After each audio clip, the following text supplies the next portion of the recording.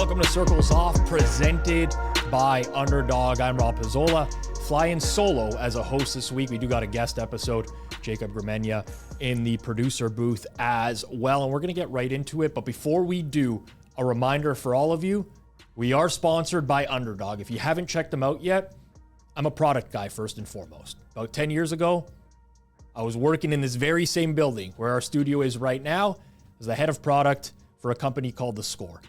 I put a lot of time and effort into building out some of the best products in the entire market. And that's what originally had me gravitate towards Underdog as a product, because it's very simple, it's easy to use, anyone can play. And with Underdog's pick'em contests, you can put your knowledge to the test by selecting your favorite players, predicting whether they'll go higher or lower on certain stats. It's that easy. If you're an NBA bettor, points, assists, rebounds, you name it, could be a big night, any given night. And that's what a lot of people are gravitating towards nowadays. The idea of putting down a little bit to really enhance the entertainment experience, win a lot of money. Best part, new users who sign up today using code CIRCLES will get up to $1,000 in bonus cash when they make a deposit, plus a free pick to get you started. Those free picks, they hit at pretty close to a 100% success rate. They are intended to be a winner in the early going. That means you can play right away with extra funds and a risk-free shot at winning. It's fast, easy to play, and available in most states and provinces as well. Don't sit on the sidelines. Sign up to Underdog using code CIRCLES. The link is down in the description below. Here we go. Our guest this week has taken the gambling Twitter world by storm in recent months. Joined May of 2024, coming up on a one-year anniversary, exposing the best and worst takes on gambling Twitter. It's Sbinfluencer joining us here on Circles Off. SB, how's it going? It's going good. Thanks for having me, Rob. I appreciate getting the chance to come on and have a chance to talk. This is probably not going to be the sharpest interview you've ever had, but we're going to progress through it in either way. So, yeah, I'm very interested in that because judging by the way you run the account and the amount of people who've tried to do this before you that have failed miserably, you do come across as very sharp. So let's dive into your background story here and the origin story. How did you first get into gambling? Were you always into sports betting, or did you start with something else and then progress to sports betting? yeah, I wouldn't say I was always into sports betting. It went legal in Colorado in 2020, so that's when I really got into it. So we're going to have to go way back. I am in my mid-30s. So during my senior year of college in the fall of 2012, casino opened in a few miles down the road that I began frequenting in my hometown. I liked playing blackjack occasionally, but I really just enjoyed the social interactions with the casino patrons. The people who'd be playing, table games at 3 a.m. on a random Wednesday were who I started really going for. And I started referring to them as cartoon characters. Some of these people were just so intriguing to me, and I really enjoyed watching them, how they acted, listening to the nonsense that they spewed. I really enjoyed all of that more than even just playing table games at a certain point. So it's a very similar theme to what we see in gambling Twitter nowadays, just characters popping up left and right. I guess you could say my actual gambling career started working for the casino. So after I finished up college, I wanted to go to grad school, but I got a little burnt out. I wanted to take a year off. So I needed a job in the meantime. I got a part-time gig working at the Players Club at the casino I'd been playing at. After a few months, I went to dealer school and I transferred to the table games department. My favorite game to deal was like double deck blackjack. I also dealt my fair share of like shoe games to the average Joes, like the 6 and 8 deck games. And during that time, any ridiculous take about gambling that you could imagine, I've heard come out of somebody's mouth. So yeah, during my stint as a dealer, I started playing no limit hold'em cash games. So that's probably really how I first started taking gambling seriously. That was probably around 2012, 2013. Yeah, interesting. From the casino side of things, usually the origin story either starts in sports betting or starts in poker. Yours is definitely a little different. So when did you move into the sports betting space per se? And I maybe you're not even in the sports betting space, but based off of what I know about your account and the verbiage you use and the people that you tend to go after, it does seem like you do have a fairly advanced knowledge in sports betting. So where did that first come about?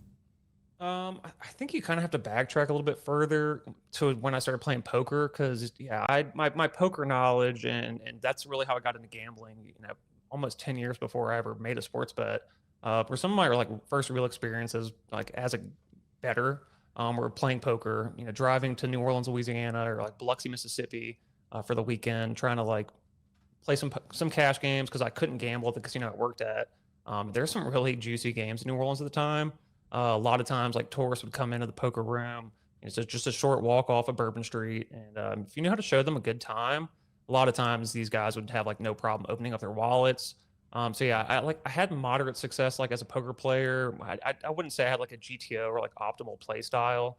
But yeah, I started like studying more, learning like some bankroll management techniques. But honestly, like some of these guys were just so bad that if you could isolate them and just go up against them, they're really like minus EV play styles, you'd have a really good chance to make some money.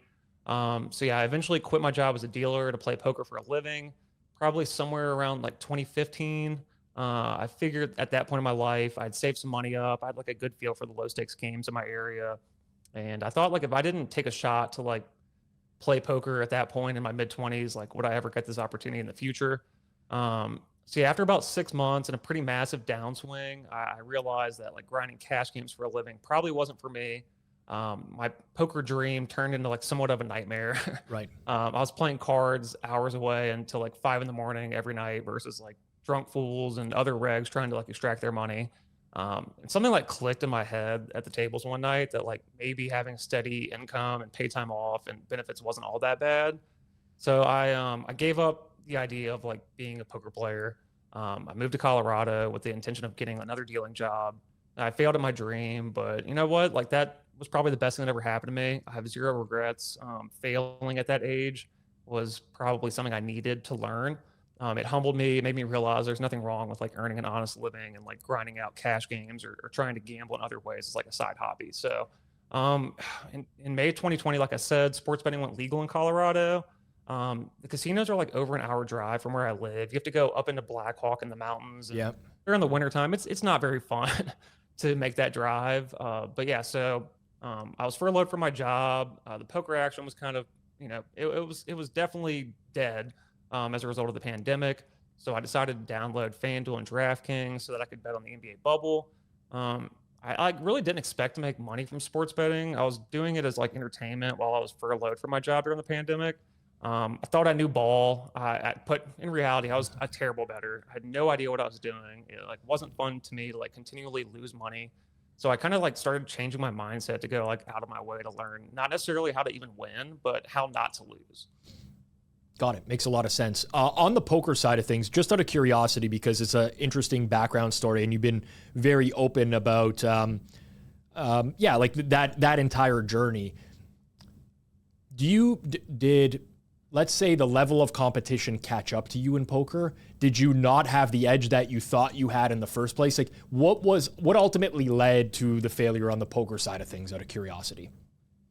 Yeah, I think maybe just getting into good spots early on like made me have like an inflated like sense of ego, and I thought I was better than I really was. And and poker, people can make mistakes and can give you money essentially.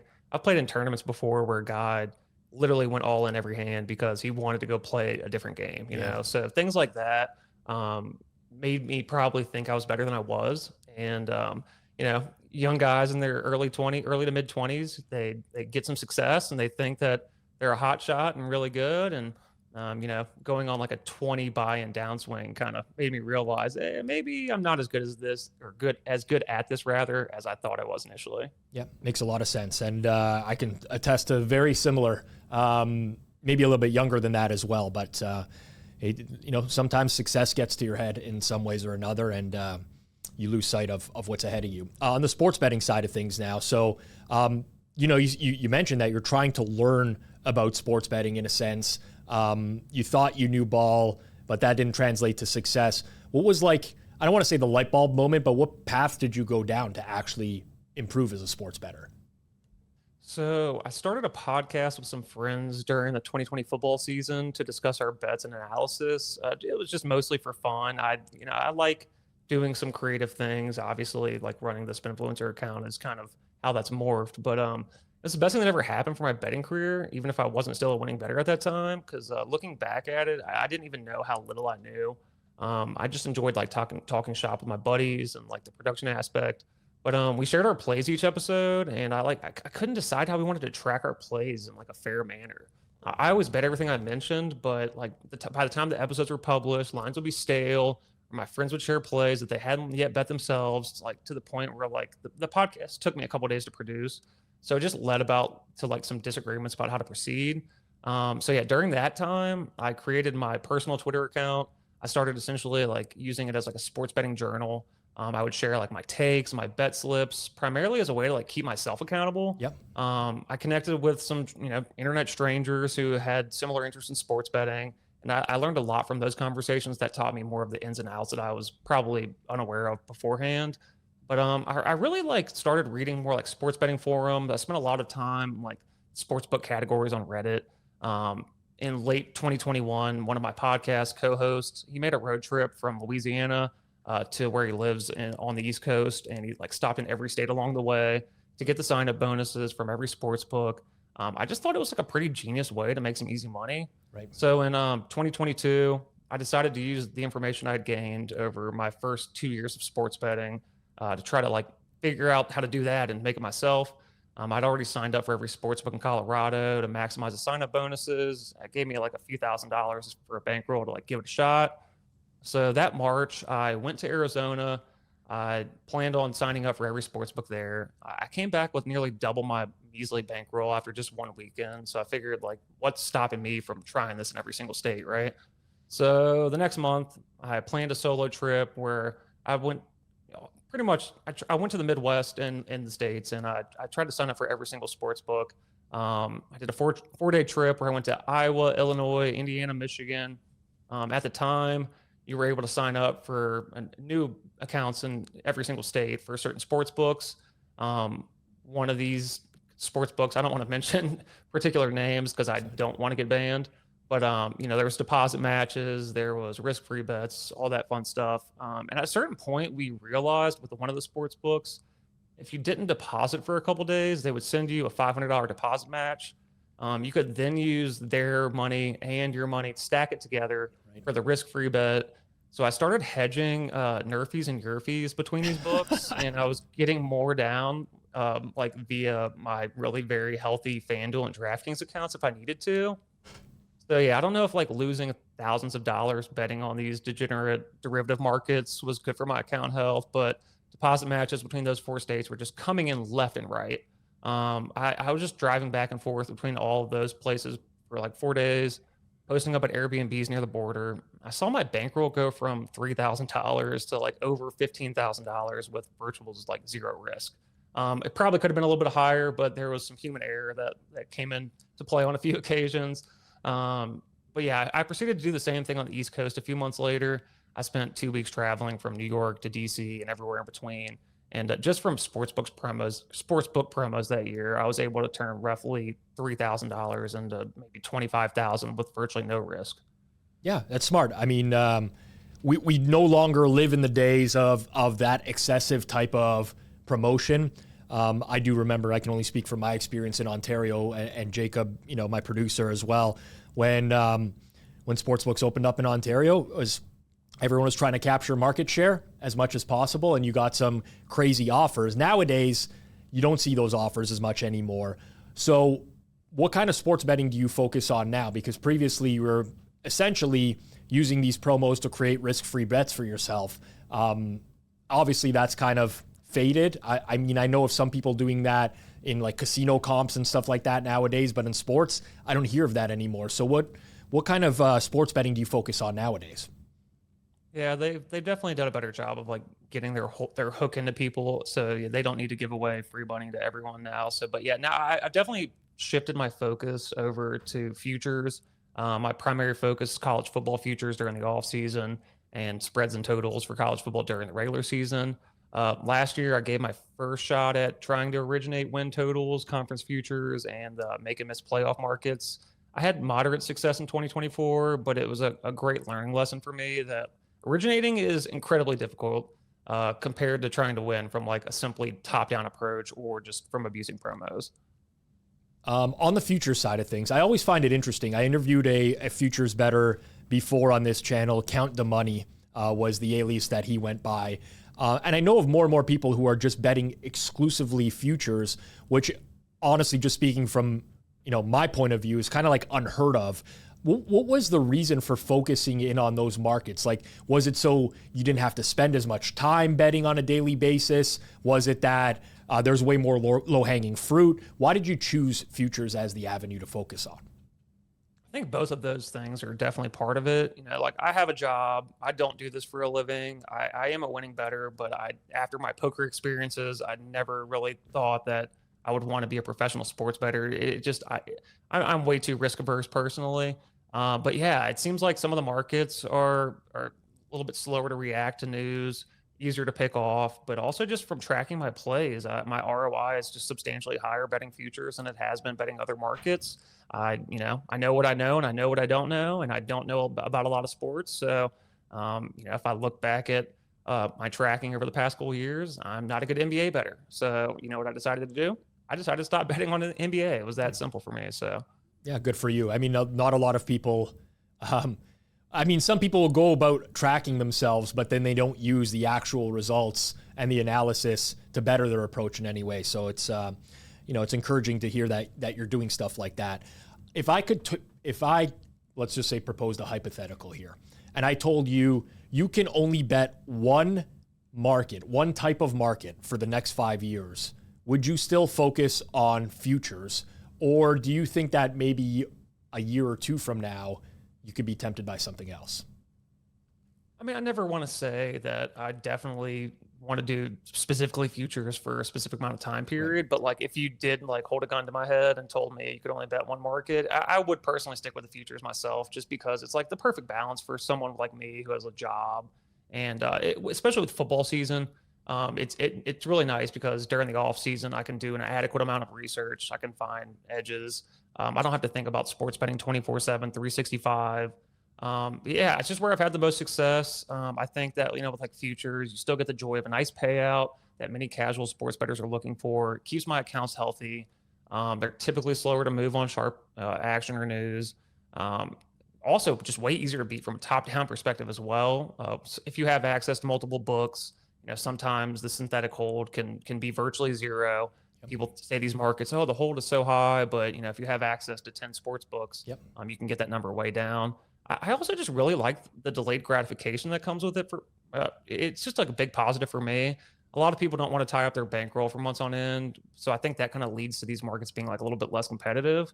But I personally would probably say I would stick to betting futures just because that's what I've been best at, and that's what I think I've had the most success with. Yeah, I like the thought on the delayed gratification. I think that's something that's very real, that I've experienced before as well.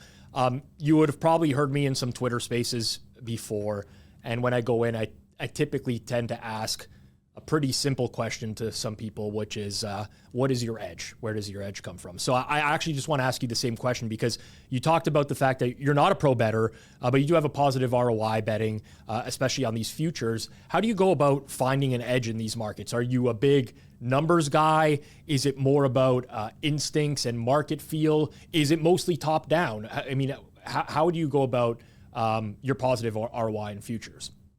I usually just flip a coin and then just see how it lands, and that's how I make my decisions. No, you got to flip three coins. Oh, okay. Well, yes, I guess with the futures, it kind of changes things a little bit. But no, I would say I'm a numbers guy. I grew up like as a big baseball fan. The statistics are just a great part of anyone that likes numbers is going to like sports betting, in my opinion. I like making models. I still have a lot of learning to do. But honestly, I feel like a lot of times just these futures markets are just so egregiously mispriced that it would be harder for me to find the same opportunities in other markets. Like just an example, for instance, last year I made Boise to win the Mountain West about 50%, right? When the FanDuel market opened, and I saw them posting them at plus 200, it was just a no-brainer spot to grab. Of course, by the time the season kicked off, Boise was around plus 100 to win the conference. Numerous other bets I made over the off season, seeing like positive CLV and like my expected ROI being pretty high. I felt pretty good about my process. But yeah, like sometimes just these things are just very obvious. Another good example is like Indiana win total in college football last season. It opened at 5.5. The really shitty models that I made had projected them to win like 8.6 games. So like anyone who knew anything about their schedule though, and they're like Kurt Cignetti, new head coach, brought a lot of players from the transfer portal, could have just looked at that number and just realized 5.5 wins was just way too low. Right. So like for me personally, like using a qualitative and quantitative approach in tandem seems to work best. What I'm doing is probably a little bit more of an art than a science, but nothing really like helps solidify what I decide to bet more than the numbers. Would you consider yourself a high volume futures bettor or more, let's say, someone who takes a more selective approach? I mean, if you ask my girlfriend if I was a high volume bettor, she would say yes. But to anyone who like really gambles, absolutely not. Right. I'm almost like too price sensitive to my own detriment, and I really need to love something for me to let like a futures ticket sit for months on end. Right. I was gonna ask you a follow up, which was based off of bankroll management, because I've talked to this on this concept with many futures bettors before, because typically, and this is probably the case for you, especially with college football futures, you're betting those and they're not settling till a long time after you're actually betting them. So how do you deal with bankroll management when it comes to that type of stuff? Do you allocate like a certain percentage of bankroll to preseason futures and save some for in-season and things of that nature? Is that even something you think about? Yeah, I definitely think about it. I'd probably say last year I went a little bit too heavy on the futures to where I probably tied up a little bit too much of my bankroll. But like what differs me from like professional bettors in regard to bankroll management is that like I have a static bankroll of $10,000. Like as long as my bankroll is $10,000, that's I never scaled, and that's probably a conversation for another day. But like having the benefit of having a regular paycheck is that I can supplement my bankroll as I need to. Right. Ideally, I probably don't want more than like 50% of my bankroll tied up in futures. Hedge opportunities are a big part of betting futures for me. Things can change quickly in sports. Sometimes being able to like buy out of a position is necessary. I like to leave that option open. If I don't have the money available to exit a position, that could end up getting me into some trouble when it comes to like preservation of capital. So yeah, as like a bankroll nit, risk of ruin is like not something I want to deal with. But I think maybe 50% for myself is probably fair, just to leave myself some opportunity. Yeah. My favorite things to ask futures bettors often revolve around their biggest wins, because oftentimes they're huge, substantial paydays. I know of people's lives who changed from like Joe Burrow, Heisman, even looking at GRP wins on Twitter and how his life is changing from his futures bets as well. So I do want to ask you what your best win was on a futures bet, but I also want to ask you what your worst beat was on a futures bet as well. It's like hard to pick like a specific because I'm playing a lot of long shots, but my best win was probably like actually a series of wins. So during my traveling promo tour, if you want to call it that, during 2022, I was also riding one of the greatest tennis streaks of our generation, an Iga Swiatek. World number one women's tennis player Ash Barty retired abruptly in March of 2022, and Iga Swiatek proceeded to win 6 straight tournaments, I think, and she went on a 37-match win streak, longest in the 21st century. I had bet all of her futures to win all 6 tournaments. I had great prices on her to win the French Open that year and the U.S. Open that year. Those are wagers I placed before Barty retired, and it just worked out in my favor. Yep. Yeah, that was probably the best series of wins, and having that happened, coinciding rather with my bankroll growing through the promo abuse, probably was the best series of wins that I've had. Did you ask about my worst losses? Did you say? Yeah, that? like your worst. It could be your worst loss. Typically, I think of it as a worst beat, because oftentimes some people will have something that's really close to a huge payday and maybe they don't hedge or something like that, and it just never comes to fruition. I've had situations like that before. So you can structure it however you want. Worst loss, worst beat. But I like to get the flip side of things as well, and people not just sharing their best wins. Of course. In 2023, I did have a pretty decent number of tickets on Washington to win the national championship at plus 3,000. I had a lot of like yes men in my ear telling me like, don't hedge, like they got this. And I honestly thought like Michael Penix Jr. and that offense could keep up with Michigan in the title game. So that one hurt. Technically, the year before, it might have been a worse beat. I had TCU 150-1 to win the national championship. They got absolutely demolished by Georgia that year. Luckily, I did have a Georgia ticket as well, so obviously a little bit different. But if you're going based strictly on the numbers, the 150-1 losing. But honestly, like I feel like one of my better qualities is like being able to let the bad beats fade from my memory pretty quickly. I definitely remember like more of the bets that went my way than the ones that didn't. And when you bet a lot of long shots, it's pretty reasonable to expect most of them to lose. So I kind of have to, assume if I'm, betting a futures bet that's plus 5,000, that it's probably going to lose most times rather than not.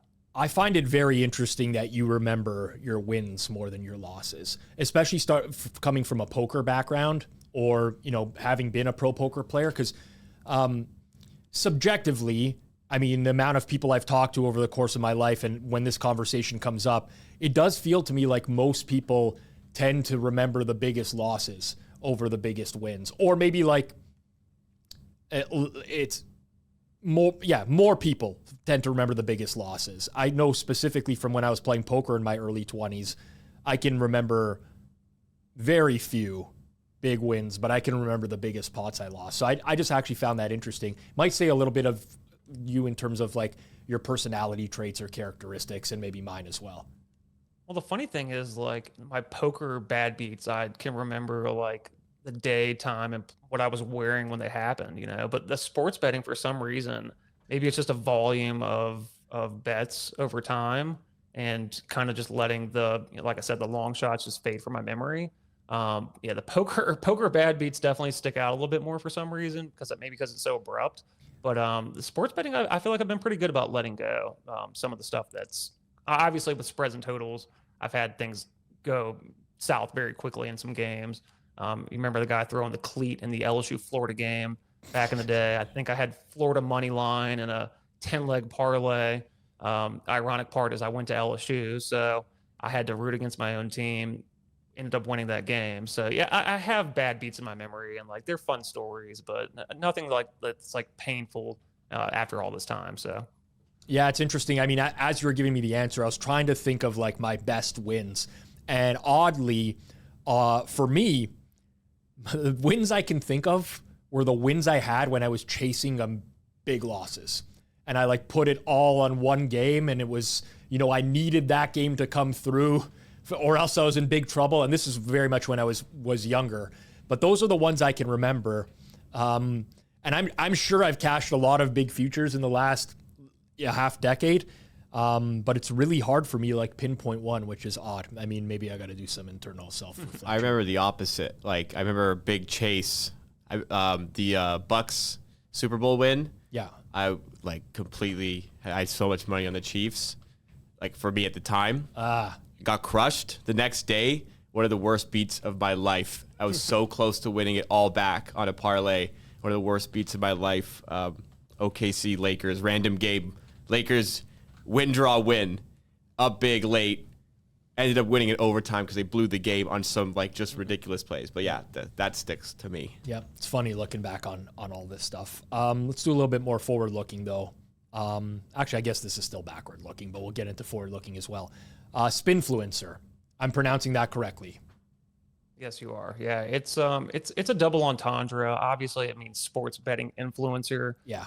But there's a funny Formula One meme called Spinalla, Spinalla, and it's essentially when there's a bunch of funny videos on YouTube, but it's essentially when like cars spin out and someone does something dumb in a race, and these really funny guys on YouTube make these videos. So I kind of tied those two things in together. Like, most people in the States don't care whatsoever about Formula One. So that's how I've decided to pronounce it. SBinfluencer, like when people say that, it just makes me cringe a little bit. Yeah, I could see that being painful if you wanted it to be something completely different. I thought it was Sbinfluencer for a while. I believe when we first talked about your account on Circle Back, we were using Sbinfluencer. I see the meme now. I had seen it before. It's Mattia Binotto, I think, that is that former Ferrari director. Yeah, I mean, it is. You got to admit, it's, for someone to know that off the top of their head and put things together as Sbinfluencer, it'd be a little bit challenging. I mean, if capitalize the B in the name, I could understand that if there's a space in between, but with Twitter handles and things of that nature, it probably makes it a little bit more complicated, but I'm happy to clarify for anyone that it's actually Sbinfluencer with a B. I know it sounds like Spinfluencer sometimes, which is obviously what that's going for, but it worked out too well in this case that I couldn't not use the name. Got it. What made you start that account? So I now know, after seeing you and chatting with you this week in preparation for this interview, that I've seen you before on Twitter as under your own personal name, and we don't have to give that out or anything. I imagine it's just going to get out there, but you had your own personal account, which was different. It was more of your own personal life experiences and stuff of that nature. Then you create this Sbinfluencer account. What made you decide to create kind of like this brand, so to speak? So as someone who had found slight success winning at sports betting, but trying to do things the right way, just by sharing my picks for free and just using my personal Twitter as a journal, like I said, I noticed it was really getting me nowhere in terms of getting my name out there. Meanwhile, there was these people that were using scummy methods or tactics, and they're just growing these large followings, selling picks, based on what I considered them selling false hopes and dreams. So when I talk to people who know nothing about sports betting, a lot of times their initial reaction is that it's impossible to make money from gambling no matter what I say. Meanwhile, these sports betting influencers were sometimes able to convince casual bettors or sometimes they were able to convince the casual bettors that they're experts in this field. Yep. And that didn't really sit right with me for some reason. So yeah, the podcast I created with my friends had kind of grown stale, got more difficult to coordinate when to schedule it. So I had the idea to create some type of content that would essentially be this week in gambling Twitter. I wanted to use the Sbinfluencer account to save some of the regularly scheduled bad takes we see across gambling Twitter to use as topics of conversation. Unfortunately for me, Circle Back kind of beat us to the market and came out shortly after that.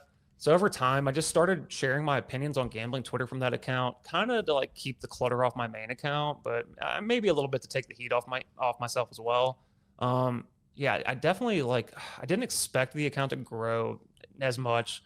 But there were some signs along the way that it was connecting with more people in the space than I originally thought it would. I noticed people like Spanky and Jeffrey Benson, even Book It with Trent was following my account. Yeah. And just other big names, even when the account was still small. So I figured I must have been doing something right. Getting into arguments with the likes of Taylor Mathis and creating some content the life of a Sbinfluencer series.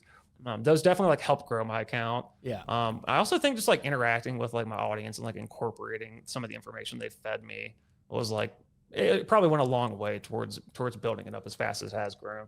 Yeah, I think that there's a lot for me to unpack there.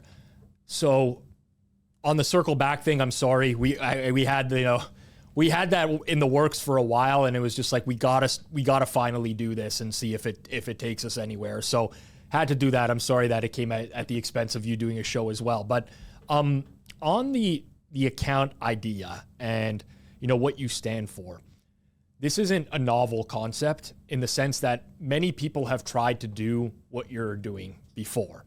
I wouldn't say, and this don't mean this is disrespect. Let me just really quickly look at the follower amount, at the amount of recording. But I think something like 4,000 followers. I saw you tweet about that recently. Yeah, just over 4,000 followers. Not a huge account, but it seems like everyone is kind of in the know about the account right now. You've kind of made that breakthrough, whereas so many before you have failed at doing the same thing. There was this TMZ style account before that failed. There was a few before there that just couldn't pick up.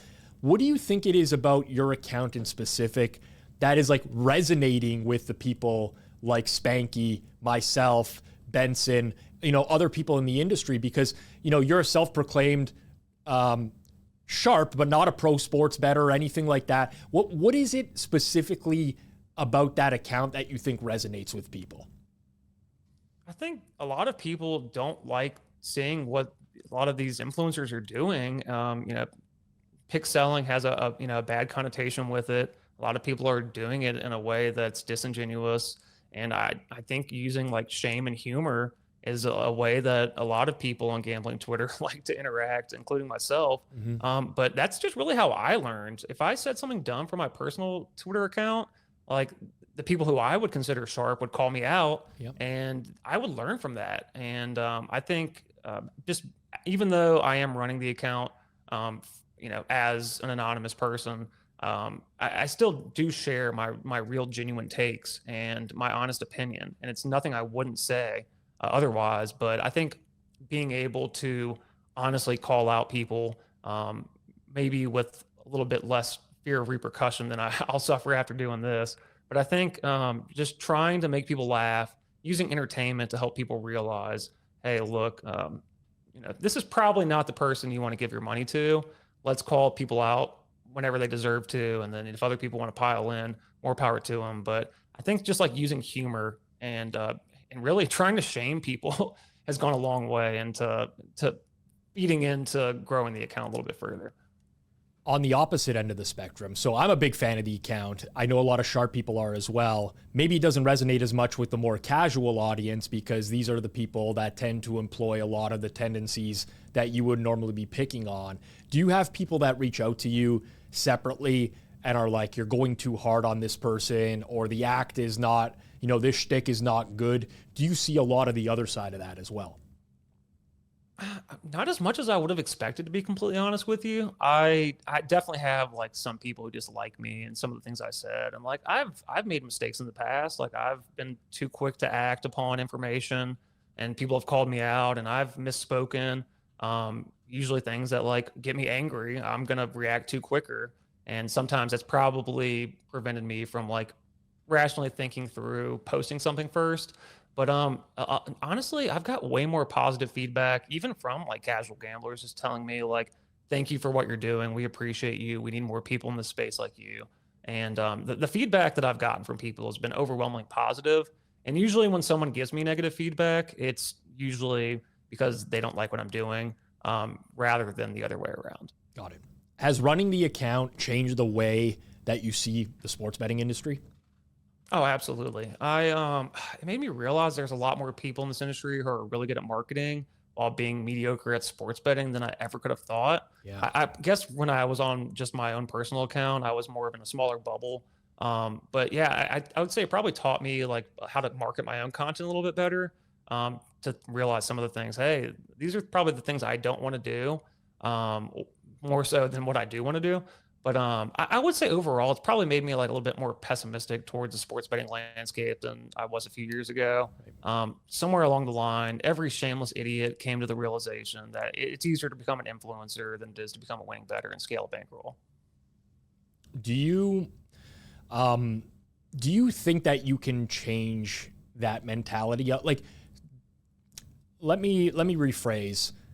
Do you ever become defeated in what you're trying to do? Like, that's what you're talking about is the overwhelming majority of the betting space. And I could just say from a personal standpoint, I join these Twitter spaces pretty regularly that Elf, our guest last week, puts on. And it really opened my eyes to like how many people are in the betting space that I've never heard about before, that have amassed much bigger followings than I ever have. More people know about them. Very clear grifters, in my opinion. But it almost seems like, putting one person in their place and kind of exposing what they're doing has such a small impact on the entire space as a whole. That's me personally. Do you ever feel the same way that I do? Oh, absolutely. I try to look at it as if I can help even one person realize like, hey, maybe this isn't who I want to give my money to, then I like to think I'm doing something good. But honestly, yeah, it does hurt sometimes to know, like, even if I am giving them a bigger platform as well, like this official Watson guy who I did the Life of a Sbinfluencer series on. I don't know if he's lying or if he's, actually if it's happening, but he's like, oh, thanks, you've given me more views and I'm getting more subscriptions. So like it's a double-edged sword. If I'm saving one person from falling for scummy tactics, then there might be someone else who is falling for it eventually. So yeah, it's a fine line. I like to think that overall I'm having a net positive in this space, but it's really hard to say, to be completely honest. Yeah, I think for me, a lot of the feelings I have or like being defeated, so to speak, stem from how hard I had to work. Like, again, losing better for a long portion of my childhood, and even like early adulthood, how hard I had to work to make, let's even say, my first $100,000 in sports betting, and then my first $500,000 in sports betting, and those are milestones that I had to work so hard at.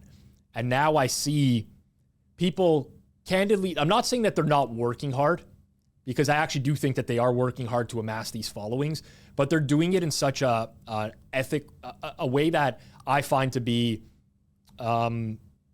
disgusting, frankly, honestly. Just like either selling lies to people or selling, false aspirational dreams and things of that nature.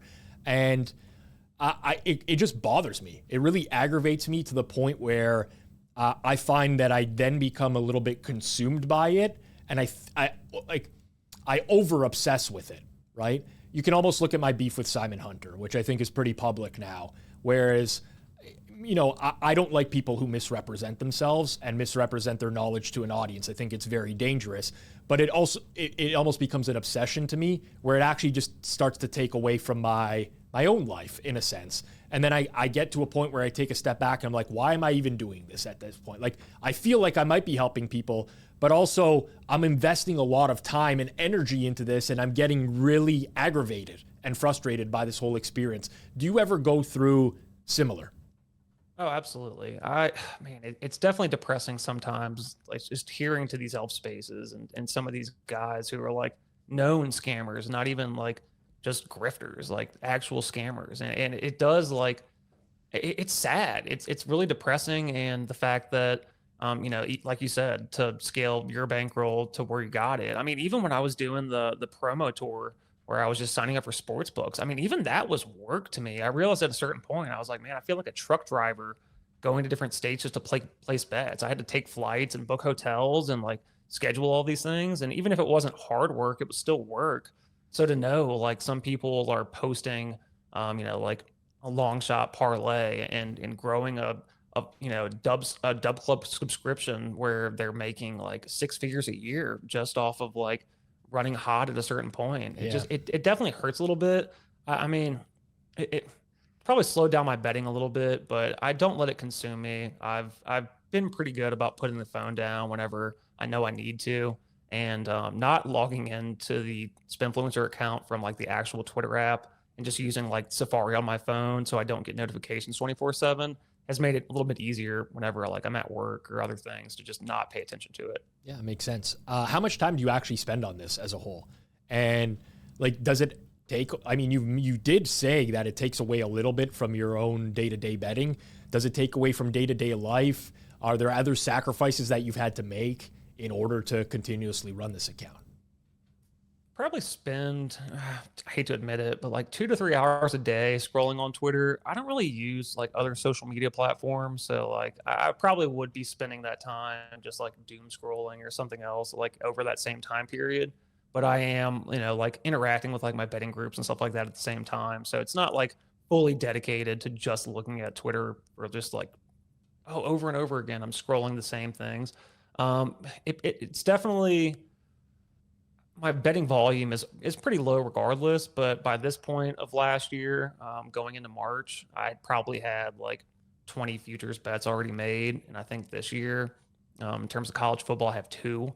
So it's probably hurt my research a little bit, but it's still early. I've got like 6 months before I need to be fully vested in the college football, and there's plenty of time that I can do research. And I don't want to let it take away from my betting completely, but overall, it hasn't been that big of a hindrance. And my girlfriend probably says I use a little bit too much, but here I am.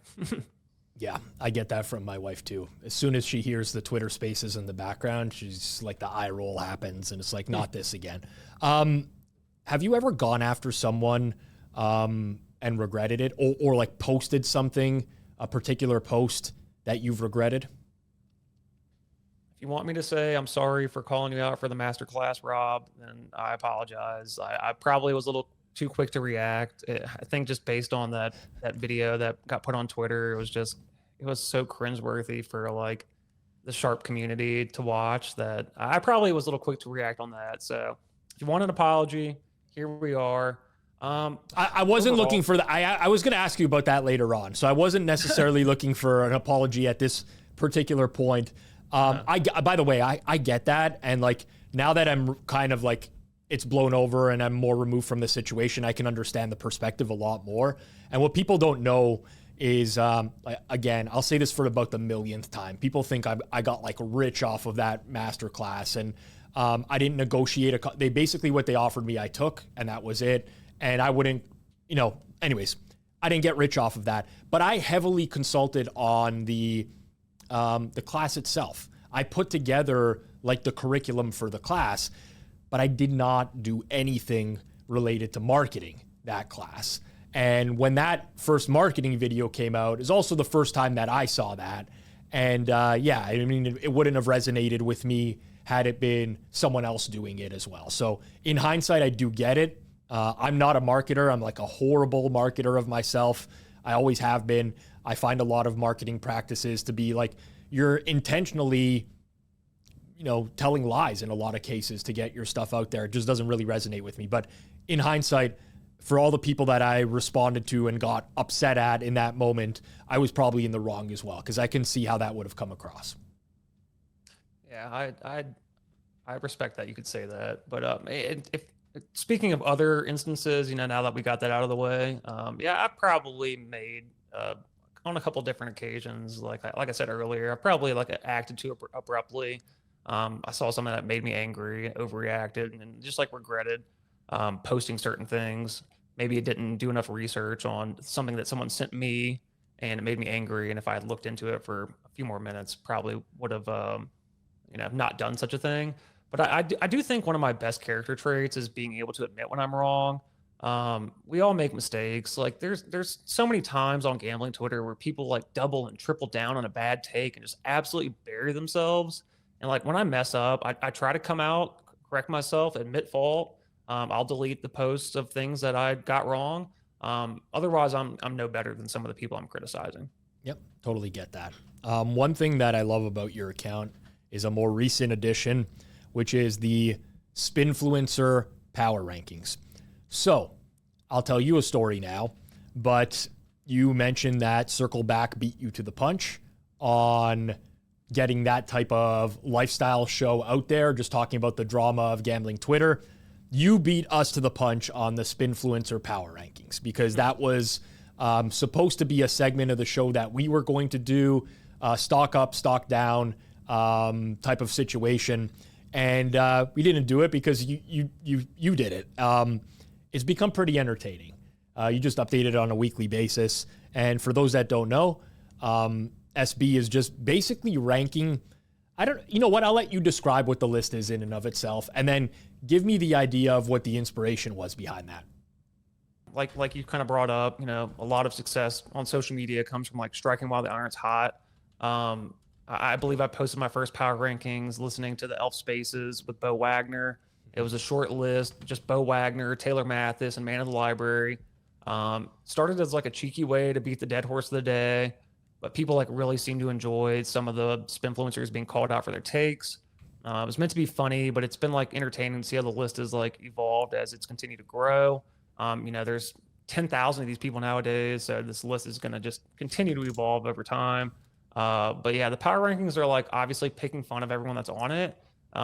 Some influencers genuinely think it's something they want to be a part of.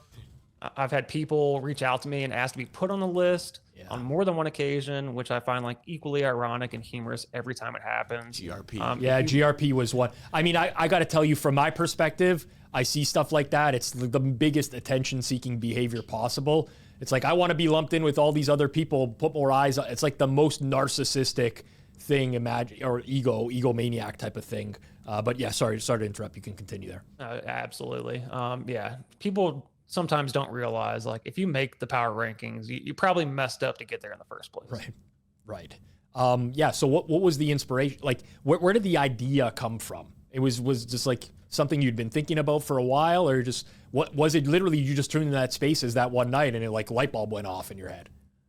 I think probably a little bit of a light bulb, but also just the types of content that people are putting on to gambling Twitter or social media in general for I don't want to call it engagement farming, but it's kind of what it was.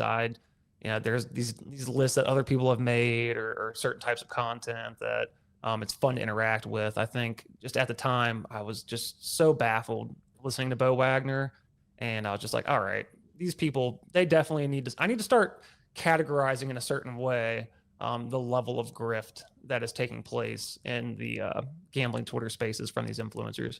What's the ultimate red flag that screams to you, this person is a grifter?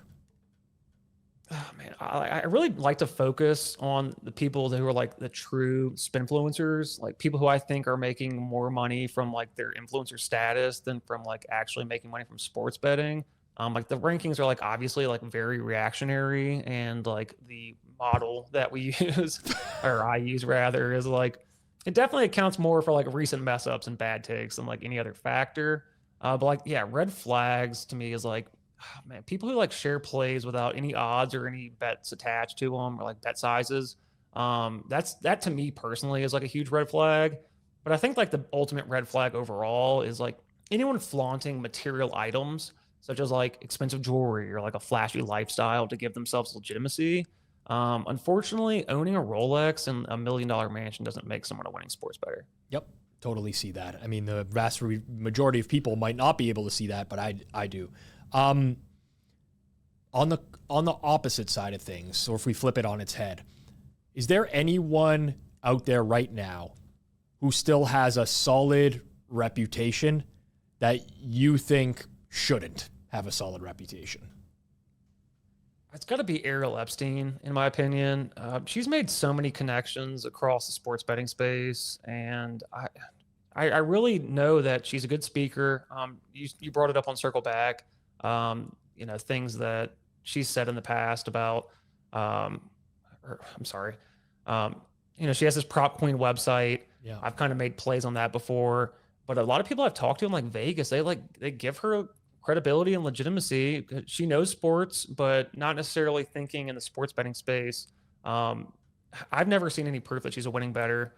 I've tried to look at her picket, and it doesn't show you. It doesn't show your results if you're a loser on there all time. A lot of people I've spoken to, they've come at me for criticizing her, but nothing that I've seen has indicated that she deserves a platform in the betting space. Granted, maybe in other sports I can see, or with baseball in particular, giving her a platform to talk about baseball, but to relate it and the air of legitimacy that she has as a winning bettor, or credible sports bettor rather, is just someone that it's kind of bothered me a little bit. Yeah, I would tend to agree with you. So, just from my perspective, I didn't know which name you were going to bring up here. Ariel, to me, is very knowledgeable when it comes to baseball. But being knowledgeable when it comes to baseball does not equate to being a winning baseball bettor. It took me a very, very long time to realize that personally as well. But, I do see some of the stuff that she goes through and some of the references that metrics that she references, which are, sabermetrics, StatCast data. I used to be able to tell you exactly what Sierra was, and I still can, and XFIP and stuff like that, but I'm not completely in tune with all the metrics that are available nowadays because I don't bet the sport anymore. But where I went wrong was thinking that an understanding of all these metrics was going to lead to success betting that sport, and they often don't align. So I think that she's an exception, not an exception, but like a rare instance where she's really well spoken about the sport. And even the video she does, she's very well spoken into why she likes this pitcher strikeouts over for these reasons. But most of those are already factored into the market prices, which is, really challenging for a lot of people to understand. And there's also lots of arbitrary endpoints there as well, which is, I've looked at the last 4 starts or 7 starts or whatever, and that's challenging. But for me, on just a bit of a tangent, I talked about this when we recorded Circle Back on Monday. Episode came out on Tuesday. But I find the double standards very interesting in the space.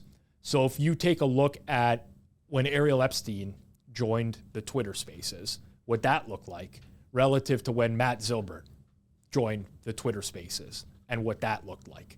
Now, Ariel is much more well-spoken. I don't want to do like an intelligence comparison or anything like that, but she can defend herself really well. And Matt struggled to do that. He lives in he has like a different level of, the same talking points over and over and things of that nature. But one of them was Ariel coming in, making her cases known. No one really picking apart that, and just everyone accepting is that, okay, that's fine. And then Matt coming on, doing the same. Granted, he is a little bit more of a provoker online. I totally get that. But that was just a 1.5 hour roast of Matt Zilbert with like Spanky oddly defending him and Dan Lifshatz and stuff like that.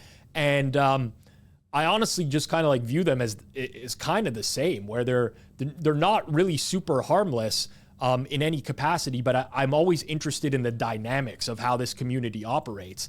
And I think what I'm getting back to is your point that I think Ariel has built through friendships and being personable, a lot more leeway on this type of stuff than Matt has, where he's being confrontational with other people. So, the market dynamics of not the betting market, but gambling Twitter always find a way to fascinate me. Yeah, it's really, it's such a weird dynamic a lot of times because I know she doesn't sell plays, but and neither does Zilbert, for instance. But if you're in this space, it doesn't matter your gender, your race. No matter what you do, there's going to be somebody who doesn't like it. Yeah. I just personally, Matt Zilbert's a hilarious guy. I think you would agree with that. Oh, yeah. I don't think what he's doing is like harmful per se, but he's not trying to sell anything. But yeah, it's a very fine line, and some people get a little bit more leeway than they deserve. Others probably don't get enough. So it's definitely an interesting topic. There's definitely a fine line, and no one is ever going to agree to, the terms on like what is being done here is right and this is wrong and this and that. What I find with people like Ariel and Matt Zilbert, I genuinely believe that both of them want to better the industry. I actually do believe that their intentions are true, and they just want, whether that's like more accessibility for females, maybe that's just like getting rid of a lot of the bad act. I genuinely believe that they both believe what they're saying and want to better the industry. And if we're doing like the totem pole, there's so much like worse than that. The problem is that there's a level of delusion to both of them, in my opinion, right?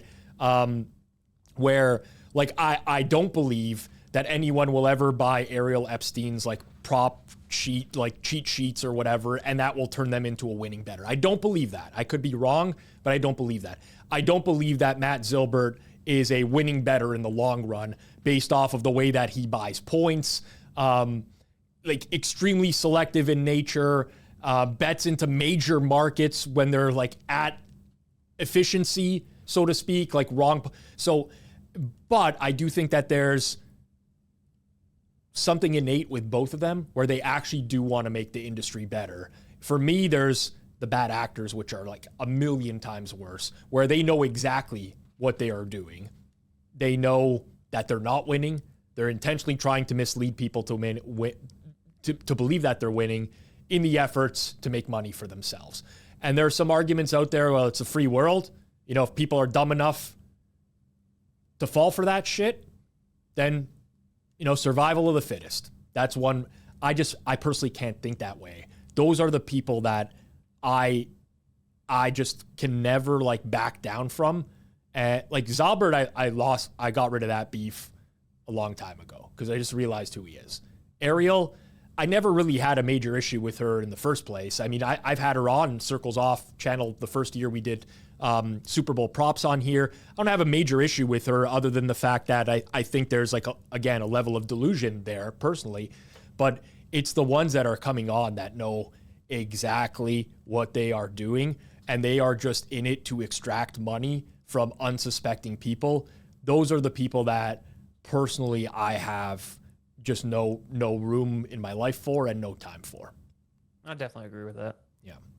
On the flip side of that question, have you ever looked into someone expecting to find a scammer or someone you wanted to go after, and you were actually surprised to find out that they're legit? No, I'm kidding. To be honest with you, one of Elf's friends, Brett Feinsod, I originally thought he was just another sports betting influencer. After he botched a daily recap one day and I called him out for it, I have been proven otherwise, that he is a winning bettor. I don't necessarily agree with some of his pick selling tactics, but he definitely does win. His ego is just a little bit too big for his britches sometimes. And if I was him, I'd probably represent myself in a little bit of a different manner. But I also do understand being like a young guy in your early 20s, coming into hundreds of thousands of dollars of money and having like an inflated sense of reality, or ego as well. So overall, no. Most times people I've looked into have been exactly what I expected. There are some winners who are influencers. A lot of times the people that throw me off are people who have like top-down discords, just because sometimes I don't know if they're misrepresenting themselves as something else, or like trying to come off as an originator. So those have led to like me kind of questioning certain people. But Brett Feinsod, NBA Green Beans, I will give him some credit. He's proved me wrong over the past couple of months. What you're speaking to there is like another categorization within itself. That's the group of people that can actually win at betting, but they cannot pass on those winnings to their following, to the people who are buying their picks, right? It's like, top-down bettor could very easily win betting. But now if a top-down bettor is selling to hundreds of clients, well, guess what? Not everyone's getting those numbers. In fact, a very, very small percentage of, and the whole philosophy of top-down is built off of picking the off-market price. So the minute that price adjusts to market, there's no longer an edge there. And, everyone else is stuck holding the bag, so to speak. That to me is another Now, I don't know enough about Brett to say that's what he's doing. I'm not suggesting it. But when you were talking there about winning bettors, it just got me thinking into that other categorization. That's one that I see a lot nowadays, which is you're definitely not a loser. Very clearly you know how to win, but it's, can you now sell, basically pass off those winnings to your following? And most people I find have a really hard time doing that. No, I definitely agree. And also that's, the all touts are bad argument is definitely ties into what you say there, because I mean, if you're tailing someone who's doing a top-down approach, you're going to cook your accounts. If I would assume most people who are buying picks or paying subscriptions to be part of these communities, they probably have pretty healthy rec book accounts, and they might make some money. But eventually, if these accounts are cooked and you're limited at all these major books, then what's the point? How are you going to be able to get down on these picks that are being offered to you? So, there's obviously the people who are selling picks that aren't winning, and they're probably going to lose subscribers over time because of that. But also over time, the top-down guys are going to lose too. We're going to lose subscribers rather, and kind of all equals out. What is it? The Spraker chart. Yeah. Look that up online if you want to see exactly what why people say that all touts are bad. Yeah. Why do you think people keep falling for the same types of scams, even when the warning signs seem obvious? So I think scamming is a quantity over quality game.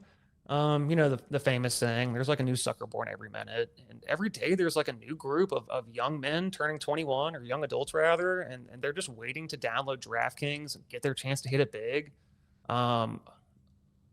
What might not be obvious to someone who's been in the space for a while is not going to be apparent to a complete novice. Average and smart people even get taken advantage of all the time. I think on a Elf Spaces recently, he spoke about getting scammed out of $10,000 by somebody. So it can happen to anyone, and it largely just numbers are going to what leads to it. I mean, these scam call centers that call everyone's phones 24 hours of the day, it feels like, they're not trying to get every single person to fall for the scam. As long as they get a certain percentage, that's really what's going to make them successful. Yeah, the Nigerian prince who emails me to my Gmail account that needs a Western Union money transfer. I mean, I don't think he's getting thousands a day, but it just takes that one Western Union money transfer to make it worthwhile. SB, if you could change one thing about the sports betting industry overnight, what would it be? I'd probably make it illegal for sports books to advertise publicly. We've seen successful advertising bans for other vices, such as cigarettes, for instance, to reduce societal harm. If the iconic Ferrari F1 car can't advertise for Marlboro anymore, I think it's probably fair to say we don't need like DraftKings and FanDuel commercials every 5 minutes on TV. I think it would probably be like a net positive for the consumer overall. Sports books would have to like refocus their marketing budgets into more effective ways for customer retention.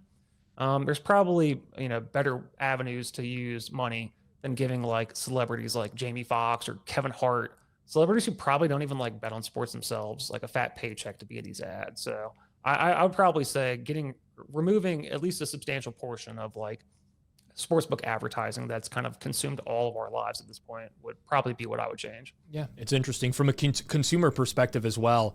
It probably gives the smaller sportsbooks a chance to compete as well, which I think is generally good for the industry when there's more options to choose from. So I do like that answer quite a bit. Let's go a little bit rapid fire here with some random questions that I wanted to ask you. Best and worst accounts on gambling Twitter. I think you need to rename the best accounts part, the glazing segment, sponsored by the Elf Show. I personally think the king of gambling Twitter, it has to be Jeffrey Benson, the director of operations at Circa. I've never seen someone in any industry, let alone sports betting, who's so dedicated to like great customer service, but also like having a great sense of humor. Some of the other accounts that I really like Losing Better, Bling Bling. Those are two of my personal favorites. These guys are just really good at like mixing shame and humor to call out people on Twitter. There's a bunch of other people, man. There's too many to name, honestly. Worst accounts. I'm never beating the misogyny claims after this episode. But the worst account has to be Amanda Vance. 1 second. I believe, correct me if I'm wrong, Amanda Vance did not claim you were a misogynist, correct? She did not claim I was a misogynist, but it has been thrown out there before, and I expect other insults similar will continue in the future. But yeah, someone who's charging $250 a month for picks, with her following on Twitter is still relatively small compared to some of her other accounts on like Instagram and TikTok. But someone who may or may not allegedly have AI articles written on her website and formerly had fake reviews posted until I bullied her into deleting them. She's definitely up there for the worst. To balance it out, Sean Perry, he's just one of the worst, and Bo Wagner as well. But I tell you what, Bo Wagner's lucky. He's kind of fallen out of my sphere because there's too many people to keep up with nowadays. Worst accounts, I could go on for hours. Yeah, we did an episode on that, I want to say a year ago with Joey Kanish. Different subsection of Twitter. I think he was mostly at that time sharp sports betting Twitter. Yeah, interesting answers from my perspective. What's the dumbest sports betting take that you've ever seen? Man, honestly, there's too many to remember. It's really impossible to pick just one out. The dumbest take I see consistently is people asking for voids. It's one thing for like a casual bettor to ask for a bet to be voided. It's a whole other thing when someone who's like a pick seller trying to do the same thing. So, man, sportsbooks kind of made this like a problem for themselves. But anytime I see like a Sbinfluencer telling their audience to go ask for a void or a stat correction, yeah, I do get just a little bit happier knowing that they feel screwed over in some way. I never looked at it that way, but it's yeah, I gotta tell you, this is definitely like an old school versus new school, and we're in relatively the same age bracket as well. I cannot stand the complaint. I will talk about this till the end of time. People who complain about voiding bets, bet an under. Can do that. It's very much possible. If you had to blindly follow one Sbinfluencer's bets for an entire season, who would it be? Not gonna lie, Rob, I'd rather take an entire season off from betting than having to blindly tail any Sbinfluencer. You're gonna have to though, for the sake of this question. You gotta pick someone to blindly tail. Okay, well, if that's the case, then let's lose my money as fast as possible. I'm just going to pick SGP Vic. I will lose my entire bankroll in a month, and then I won't have to deal with this anymore. There you go. Just don't want to have to place the bets anymore. Oddly enough, I might take GRP. I think GRP would be fun for sure, and also like he's a low volume bettor too. So just tailing him and being able to ride the wave. Yeah, ride with him. That's right. the fun part. Yeah, that's like that. You know, you can sacrifice some EV just to be on the same sides all the time. Like I'm looking at this. I mean, I probably would tail Fez. And sometimes GRP, you can get a better price than he has and improve your chances over him. That's true. That's a very good point. I mean, I'm looking at the latest list of the power rankings, and yeah, I don't know. I didn't realize how tough as well. That's the sad part. Yeah, I didn't realize how tough the question was that I posed to you. I would definitely tail Fezzik of all these people. Yeah, of the people that are currently listed, if Fezzik, he caught a little bit of heat for some things he said in the past couple of weeks. So maybe he's a little bit higher up there than he deserves to be. But yeah, of people on the list, okay, fine. I mean, I think he's lower, honestly. Because every time I think he's like kind of done with the really dumb tweets, he gets into it again. Like, I think he's really high up there. His whole tangent he's been going on lately about like how he would buy all these other people's picks. It's like completely rooted. He's like missed the entire notion of it's not about the person, it's about the picks themselves, right? And whether or not they present value to the customer buying them. And if all these, like, you know, I'll even say this, and I'll say this as someone that's part of our network that I love. I love Brad Powers. Brad Powers, to me, he's like such an example. You know, people will be like, well, how are you going to say Brad Powers is this great guy? He's selling picks, whatever. You know, I have a personal relationship with the guy. He's great. Every time I talk to him, I'm like, fuck, I wish I had some like personality traits that this guy has. But when now his name is out there, like his releases are moving the market in big ways, right? It's really hard to then just to buy those picks. Like you can say, I'd love to tail Brad Powers on all the bets he makes at the exact same numbers that he personally makes. But do I want to buy his packages and not be able to get the vast majority of these plays and things of that nature? Like, I think Fez is completely not realize that that's what the argument is, right? The goalposts are moving. That's why, to me, I mean, I'd have him top 5 Sbinfluencer power rankings right now. Anyways, I definitely agree. I respect Brad Powers, and I appreciate the content that he makes to like hit the books, and I think he's definitely a sharp bettor. You know, I think hanging out, living in Vegas, having Steve Fezzik texting him, asking him for plays, I think that probably, you know, makes me have a little bit less respect for him than I would. Yeah. But overall, I definitely agree with you. Yeah. It's tough whenever like you really like a guy and then you know he really likes a guy that you don't like as well. And you're like, it's the friendship dynamics. It's like the whole high school dynamics all over again. On the subject of the Hammer, if you could add anyone at the Hammer to the Sbinfluencer power rankings, who would it be that you would add? Now, could be could be a producer, could be an on-air talent. For people who want to know our roster of permanents, you can go to hammer.bet and click on creators.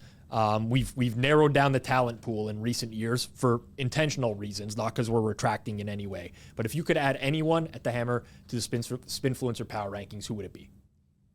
If you're trying to throw me a softball over the plate to get me to say Joey Kanish, then you've done a great job. I'm personally a huge Joey K fan. I think he's hilarious, but he has gotten himself involved in some controversy over the years that would likely get him added to the list. Mm-hmm. If I didn't know he was a winning bettor, and if he tried to sell a picks package, then he would probably get added to the list just from some of the bad takes he's had. Yeah, Jacob, how would you answer that out of curiosity? I'm putting you on the spot. I'm looking at the list here. It's definitely takes by Jay. It's definitely Jason. Yeah, Cooper, it's probably him for like the lack of a better answer. To be honest, he spends every single night, every minute of every night in the spaces himself. It's got to be him for lack of better answer. But he's not promoting himself as some big winner or anything. Like he's not a losing bettor, but he doesn't promote himself like he's a winner or anything. It's tough because we've tried to build the Hammer as like the complete opposite of the Sbinfluencer power rankings. We don't want people who are misrepresent themselves. I don't think we have anyone that is, but I guess on like the drama side of things, people who stir it up and cause drama in the space, Knish and I would say Takes by Jay. I mean, you could argue Feinberg as well, just again. Yeah, but like, does he drum it up himself? I don't think he's looking for it. I think he just, but he's like the odd man out. Yeah, he doesn't start it, but he's no problem pouring gasoline over the fire that's already been started. That's true. That is true. SB, go ahead. I'm sorry. I was gonna say, if anything, Takes by Jay after his week 0 take on Circle Back last week, he probably deserves to be, on the list just for that, for like, just an honorary member. But as a college football guy, anyone who's looking forward to week 0, I get it. But yeah, one of the biggest sports betting days, absolutely not. No, I listen. I get it too. Like you've had a whole off season of no football. I mean, whatever, CFL and like XFL, USFL, whatever. And it's like your first like real taste. I get it. But like, there's not many games that day. You get most of the games. You have like one substantial favorite in the game as well. I will say there were some people both on Twitter and in the YouTube comments that agreed with him. One guy went as far as saying he likes week 0 college football better than like the first 2 days of March Madness. We can hide that user's comments in the future because that was a tough one to read. Yeah, I think to come back on that real quick, I do think Takes by Jay, he's doing good work in the elf spaces. He does spend a lot of time in there, but overall, I think that he has he's making a genuine battle to try to call out bad people, and I do respect him for that. So, all right, give me a hot take on sports betting that would make people really mad. I think the sharper community would think this is who would make them, or what would make them mad. But I don't think you should keep your accounts funded. Casino companies are notorious for underpaying their tech guys. There's already been numerous security breaches and hacks over the years. Unless you're like live betting, I think it's better to withdraw daily and redeposit when you need to place a bet. I guess this might be a good point for you to drop something, but Edge Boost I've been using recently, getting cash back available on deposits. I'd much rather have all my money in one place to use something like that. I think it maybe looks a little bit more square to pull your money out every day as well. I don't know if that's going to be factored into limiting accounts or not, but unless you're trying to hide your money from your spouse, I don't personally see why anyone would need to keep more than like a small portion of their bankroll on any particular book, especially offshores where I have trouble trusting crypto sites, the sweepstakes books, things of that nature. I personally don't keep my accounts funded. Absolutely love whenever the guest tees me up to do an ad read completely unprompted. Yeah, I mean, we've been talking about it for weeks now, and people are like, wow, Edge Boost, is this really a thing? More and more people reach out to me on a weekly basis. I would never lie to you. They're like, I've used this. This is great. I'm making cash back. It is a very reputable company in the space. We do our due diligence on people that we work with. The Edge Boost Visa card is fantastic. Obviously, Elf was a big proponent of it last week, SB this week as well. You can move up to $250K per day. You earn cash back on every single deposit. If you're betting $10K a week, and for a lot of you out there, especially on this channel, I know you're betting that amount per week. Could be up to $400 back every single week.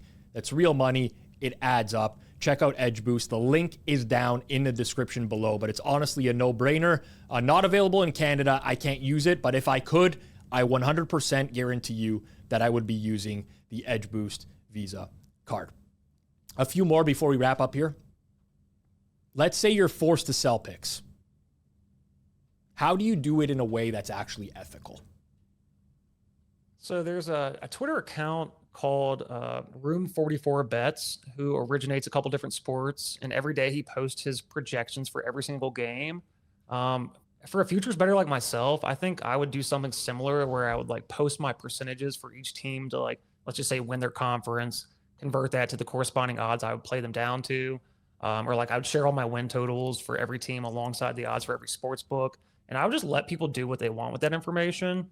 I think that's probably a more genuine way to try to capture some kind of, I wouldn't say subscription, but if you want to have like a Patreon or something along those lines, offer some kind of option for people to tip you, because then if they are tailing you and winning, if they want to give back, they can do that. But instead of having the false promise of like, hey, join my Discord, I'll prove to you I'm a winner once you pay $9.99 a month or whatever.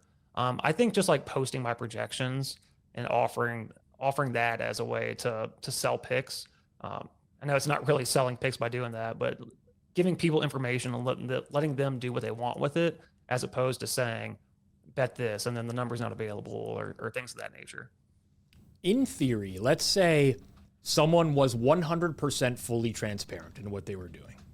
They were, I'm not a winning bettor. I just love the NBA. I like to pick the NBA. I'm selling picks because I don't make money winning and I want to use this to sustain my livelihood in some way. Here's my documented Betstamp account from the past year, which shows I'm a minus 2.7% ROI. You know all of this. It's on you to decide whether or not you buy. Do you view that as being ethical? Yeah, I don't necessarily see a huge problem with that, as much as people trying to market themselves as something that they're not. Yep. If people want to join a community and they want to pay money to do that, that's their right. It is my right to call people out. And no matter what I do, I can't stop people from spending money on things that I wouldn't spend money on. I personally think it's kind of lame to like pay to be a part of a community. I would rather like try to start my own community. And like, I have a couple smaller betting groups of people that I network with and talk to. If people want to do that, then more power to them. I just think there's so many options out there of people who could find free communities and gain a lot of the same knowledge, as opposed to being tied down into a community of someone who's in charge that is acknowledging being a loser. I can agree that that's probably less harmful than some of the other people. It's just not something that I would ever be interested in. Yeah, no, I'm not suggesting that you would be. It's just more so of like, where do we draw the line? Because for me, I've always been interested in transparency and like people not misrepresenting themselves. I don't think I would have a problem with that, honestly. If someone was just out there and they had it documented 2 years of like every single play, they made it known to their audience that they're a losing bettor, they're very upfront about their motivations, I say go for it. And if someone wants to buy that, they can buy it. If not, they don't see it has value, they don't. It's just the bad actors really that get me Definitely. going. I mean, like I said, I don't, if people want to spend their money in that way, then by all means, no one's stopping you. But I just personally think there's just better things you could spend your money on. I'd rather make more bets on my own than pay money to be part of a community. But that's also coming from a guy in his mid-30s. So yep. What's next for you? What's next for Sbinfluencer? What's next for Sbinfluencer? Is this going to turn into something bigger? You're going to devote more and more time to it? Like I imagine doing those Life of a Capper videos that you're cutting from Official Watson, like those are taking you time. How much further are you going to go into this thing? So there was a tweet by Ferris B on gambling Twitter to start 2025 that I found very relevant. I'm paraphrasing here, but essentially said, like, we need less one-trick ponies in the sports betting space. Be more interesting. Sports betting is a really dynamic space. There's other topics to explore. Constant pushing of the same tired ideas are falling on deaf ears. Your message no longer has any impact on others. And I think like in 2025 so far, it's kind of proven true that accounts and content that are like doing something different are growing exponentially, whether it's like Circle Back or the Elf Spaces or the Sbinfluencer account. I think operating that account as like this anonymous vigilante is probably the best way to go about it, as I don't want to make it about me, but the people that I want to expose. I do enjoy creating content within the space. So if people know that it's me behind the account after all this, then so be it. But if you ever need someone to fill in on Circle Back and GRP isn't available, then, give me a call. I'd just love to see wherever the future will take me while just enjoying the ride. One thing I can assure you is that I'll never sell or buy picks, but I would love to add value to the space as myself and not just as Sbinfluencer. Nice. Good to hear. You know the drill in terms of how we like to close this show. Plus EV, minus EV. Give me one thing that you think is plus EV in life. Could be sports betting related, might not be. And one thing that you think is minus EV. Well, shout out to Kirk Evans here. Plus EV in life is buying a coffee machine. I know some people are keeping Starbucks in business, and I'm personally guilty of spending thousands of dollars there myself. But buying a nice coffee machine is like the most plus EV decision a regular coffee drinker could make. Get something that's nice and makes single cup of coffee. You don't have to wait in line. You also don't have to feel the shame associated with not wanting to tip someone for simply handing you a black cup of coffee. So plus EV, buying a coffee machine. Folgers also taste better than Starbucks, in my opinion. Yeah, I go. So I'm a big coffee drinker. We have a Starbucks. We're in a hotel, and we have a Starbucks on the main floor, which is very convenient. I could also just go one floor down to the Betstamp office, and they have a very nice espresso machine, but I don't do that. I never think to do that. But it is a great point, especially when I'm working from home. The savings just, I think I've publicly talked about this on the show before, the amount that I spend on coffee in 1 year and how eye-opening it is. I think that's a really good piece of advice. And the best machines will last you a long time, and they do taste better, plain and simple. So, and the convenience factor, I think there's a lot of things going for that plus EV move. Minus EV, SB. Minus EV for me I'm sorry to not make these super sports betting related, but like not being able to admit when you're wrong or to say sorry. We all make mistakes. We've all wronged others at times, whether it's intentionally or not. And a lot of times, just simply saying sorry is all it takes to make amends. On top of that, people will respect you more just for having the ability to do so. Yeah. And I think that goes a long way towards others respecting your character. So people who can't admit when they're wrong or admit fault or have the ability to say they're sorry, that's just one of the most minus EV things that I think anyone can do in life. Love that. Really good advice. I'll throw in a minus EV for the week just because it's very topical in the sense of real life for us. This is probably not helping people in a big way, but I do get people who occasionally reach out to me for podcasting tips, how their studio is going to look, what equipment to use, things of that nature. So I'll give a little piece of vodcasting advice. Our lease is going to expire on this space that we're in fairly shortly. We are moving to another spot where we're having studios built.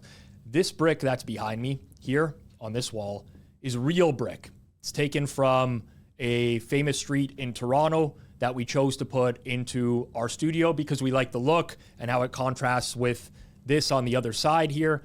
However, people don't know this at home. They don't know the size of this room. This brick is extended all the way across this wall, all the way to producer Jacob in the back corner over there.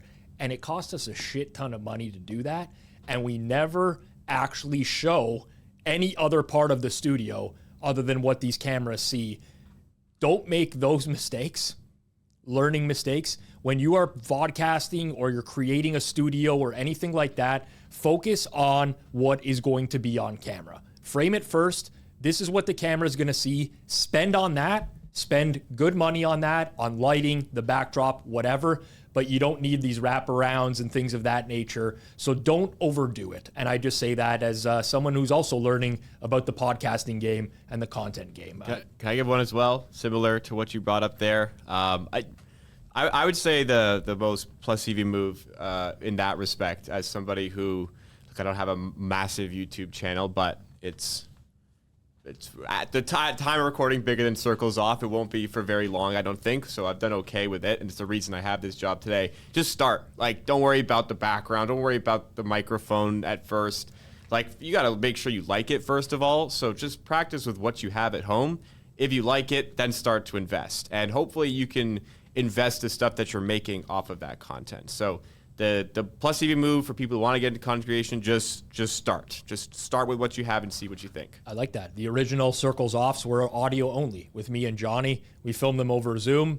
Our first studio was in a basement with a folding wooden table.